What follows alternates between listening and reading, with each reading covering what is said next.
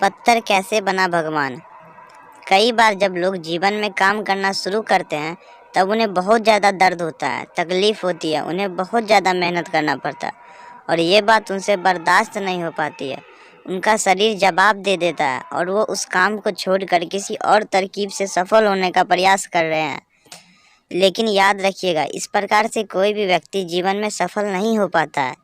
याद रखिएगा कि सफलता की मार्ग मेहनत, दर्द और तकलीफ से होकर गुजरेगा और यह आपको सहना ही पड़ेगा, तो इसके लिए आप हमेशा तैयार रहिए। तो चलिए इस बात को एक कहानी के माध्यम से समझते हैं।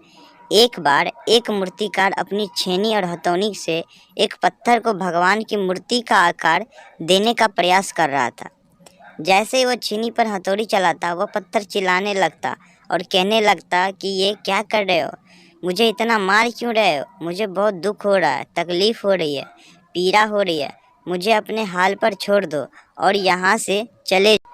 मूर्तिकार ने उस पत्थर से कहा, मुझे बहुत अच्छे से पता है कि तुम्हें बहुत ज़्यादा दर्द हो रहा है, तकलीफ़ हो रही है और तुम बहुत ही ज़्यादा पीड़ा में हो।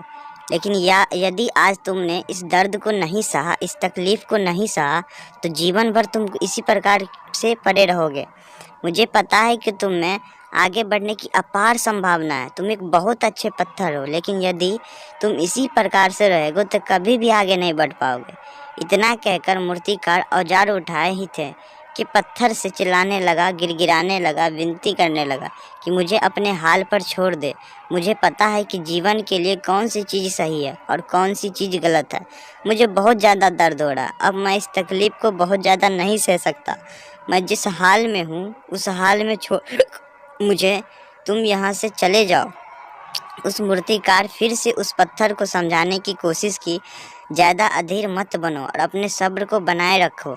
थोड़ी देर और इस दर्द को सही, यदि इस दर्द को सह लिया तो मैं भगवान की मूर्ति के रूप में तुम्हारी स्थापना करवाऊंगा और फिर दूर दूर से लोग तुम्हारी पूजा करने आएंगे और पंडित और लोग तुम्हारी सेवा करेंगे। लेकिन पत्थर ने उस मूर्तिकार की एक भी बात नहीं मानी। वो चिल्लाता रहा और अपनी बात पर अड़ा रहा। मूर्तिकार में उस पत्थर को समझाने की बहुत कोशिश की, लेकिन वो पत्थर नहीं माना।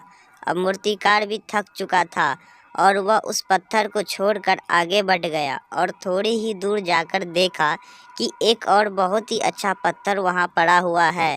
उसने छेनी और हथौड़ी उठाई और उस पत्थर की मूर्ति बनाने के लिए तैयार हो गया। मूर्तिकार ने छेनी और हथौड़ी की वार से दूसरे पत्थर पर जारी रखा। दूसरे पत्थर को भी दर्द हुआ, तकलीफ हुआ, लेकिन उस पत्थर ने बर्दाश्त कर लिया और देखते ही देखते थोड़ी समय के बाद उस पत्थर ने भगवान की मूर्ति का रूप धारण कर लिया। थोड़ी दिन बाद उस मूर्ति की एक मंदिर में स्थापना हो गई।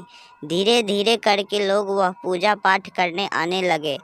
लोगों की मन्नतें वहाँ से पूरी होने लगी और मंदिर बहुत ही ज़्यादा प्रसिद्ध हो गया।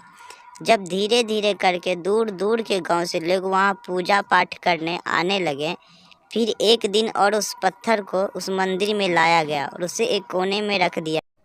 अब लोग आते और उस पर नारियल फोड़ते ही कोई और पत्थर नहीं बल्कि पत्थर था जिससे दर्द को नहीं सहा था।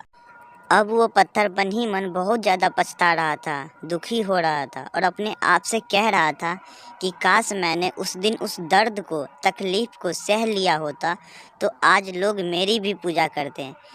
इसीलिए आप भी अपने जीवन में हमेशा याद रखिएगा कि जो भी आप अपने करियर की शुरुआत में किसी काम को कर रहे हो, पढ़ाई कर रहे हो या कोई भी काम कर रहे हो और उससे आपको दर्द हो रहा है, तकलीफ़ हो रही है, ज़्यादा मेहनत करना पड़ रहा है, तो आप रुकिएगा मत, किसी और रास्ते की शुरुआत मत करिएगा, क्योंकि कोई और रास्ता आपको सफलता नहीं दे सकता।